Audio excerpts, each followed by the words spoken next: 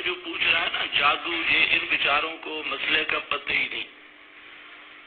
دو باتیں سمجھ لو. ایک ہے جادو کا اثر. جادو کا اثر یہ ہے یا نہیں.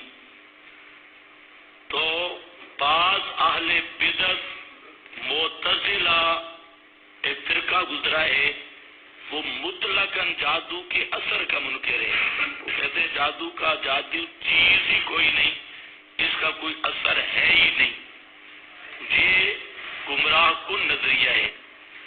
قرآن و سنت سے جو چیز ثابت ہے کہ جادو کا اثر ہے لیکن بِإِذْنِ اللہ ہے، اللہ کے اذن سے ہے. وَمَا هُمْ بِضَارِّينَ إِلَّا بِإِذْنِ اللہ.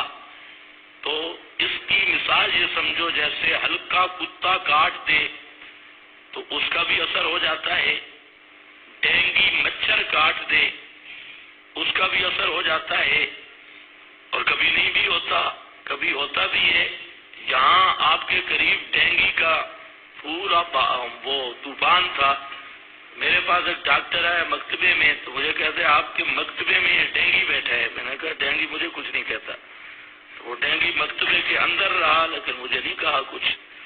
تو مطلب یہ ہے کہ جتنی چیزیں ہیں ان کے تحت الاسباب اثر ہیں، اسباب کے تحت، اور وہ ہیں اللہ کے اذن سے. کبھی کوئی ہلکا کتا کاٹے تو آدمی بھی ہلکا ہو جاتا ہے، کبھی ڈینگی کا حملہ بھی ہو جاتا ہے، لیکن یہ سب اثرات ہیں اللہ کے اذن سے.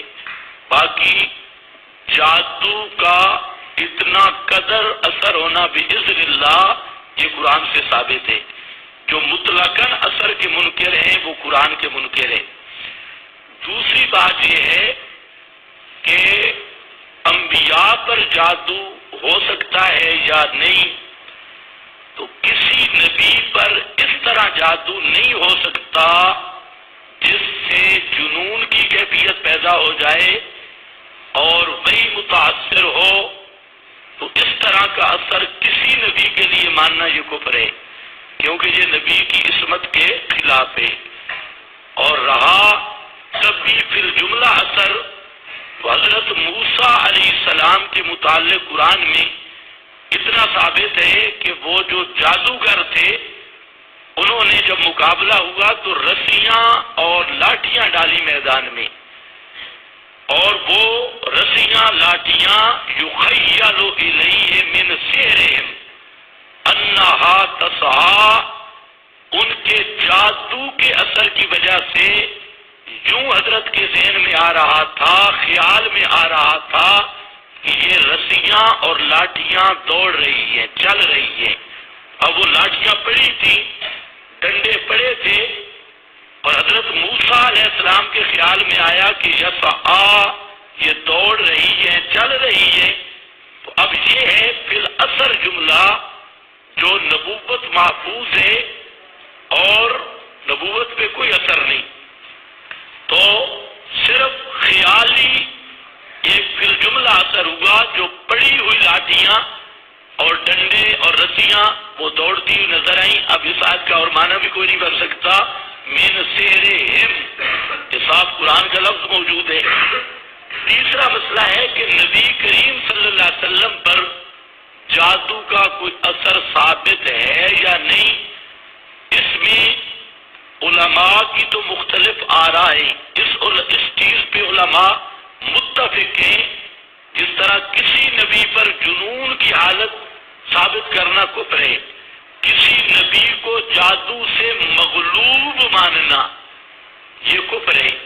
اسی طرح نبی کریم صلی اللہ علیہ وسلم کے لیے جادو کا ایسا اثر ماننا کہ جنون کی کیفیت ہو یا نوع من الجنون ہو کسی درجے میں، یہ نظریہ بالکل کفریہ نظریہ ہے.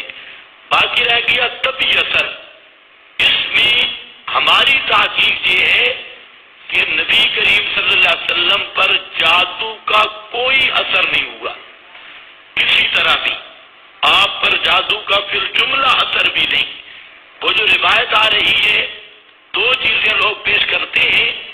ایک معوذتین کہ بارہ میں کہ ان کا شان نزول یہ ہے آخری 2 صورتیں، لیکن یہ بالکل اس کا راوی قلبی اور سدی ہے جو پرلے درجے کا کذاب اور بے ایمان راوی ہے، اس کی روایت سے کوئی چیز ثابت نہیں ہو سکتی۔ ایک روایت وہ بخاری اور مسلم کی ہشام ابن عروہ سے، تو اس کی سند پہ کلام ہے ہشام ابن عروہ یہ راوی کیسا ہے، یہ آخر میں اس کا دماغی توازن بھی ٹھیک نہیں رہا تھا اور اس کی ملاقات لقاء بھی ثابت ہے یا نہیں ایک علمی بات سے۔